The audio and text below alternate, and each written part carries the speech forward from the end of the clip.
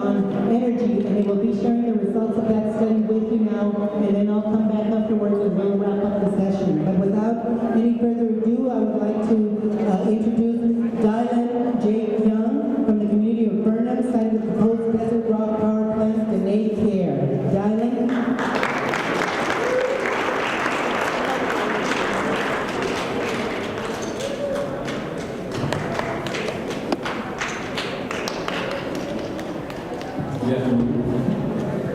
Can you hear me? Testing, testing. Is it loud enough?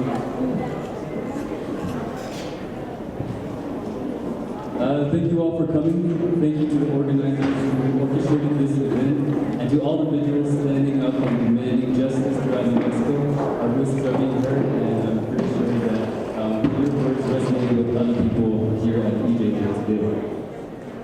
My name is Dylan Long, a Navajo resident of Burnham, New Mexico on the Navajo Reservation, and I'm an organizer with Dine Citizens Against Ruining Our Environment, Dine Care.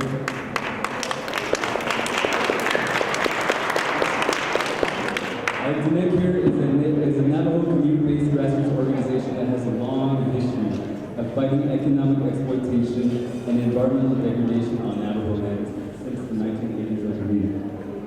To my right are other residents of Burnham, and most notably, Lucy A. Willie here and her sister Sarah White began the opposition to Desert Rock Energy Project in 2003 and 2004. They founded the No Doubt Desert Rock Committee, and we're happy to have her here today, still in opposition to the plan. Just watch them, right?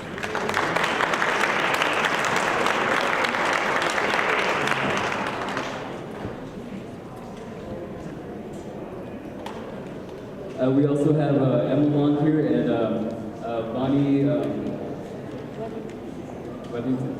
Webbington, who are also, we're all directly impacted by the proposed Desert Rock coal plant and Navajo mine, which intends to expand and relocate a number of us.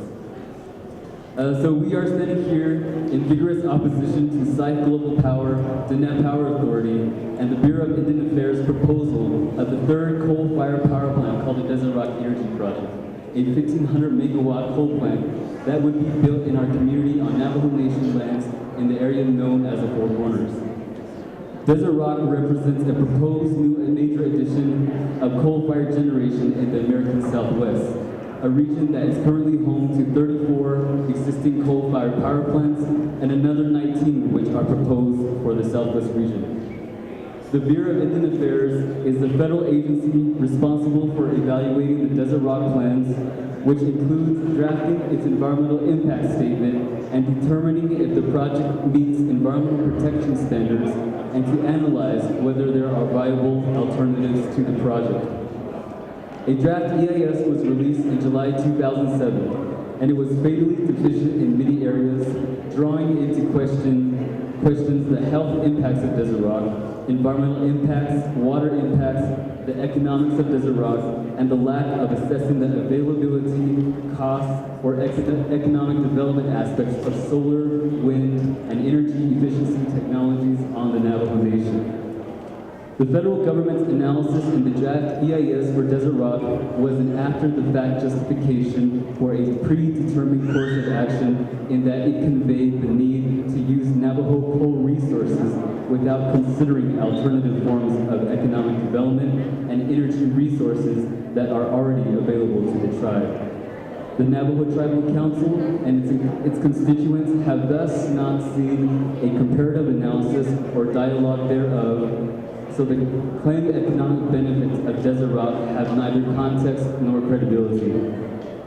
In order to demonstrate the insufficiency of the draft EIS and to initiate dialogue regarding economic development on the Navajo Nation, Dine Care worked in consultation with Ecos Consulting to prepare an economic analysis which compares sources of clean energy, such as solar and wind power, with coal, assessing economic factors such as short-term and long-term employment, financial risks, environmental and health impacts, potential causes of carbon pollution, and profitability for the tribe.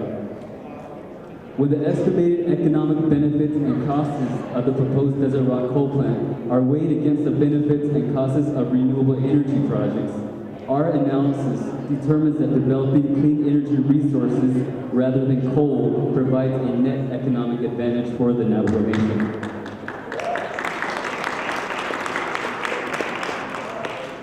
Since the 1980s, the costs for renewable energy alternatives have dropped sharply, with the costs of constructing coal plants like Desert Rock have increased dramatically. To illustrate, the price tag for Desert Rock has risen from $1.4 billion in 2003 to $3.7 billion in 2007. Since the mid-1990s, DPA has benefited from $11 million in federal funding, and the Navajo Nation has invested approximately $14 million in tribal funds, all without a single return to the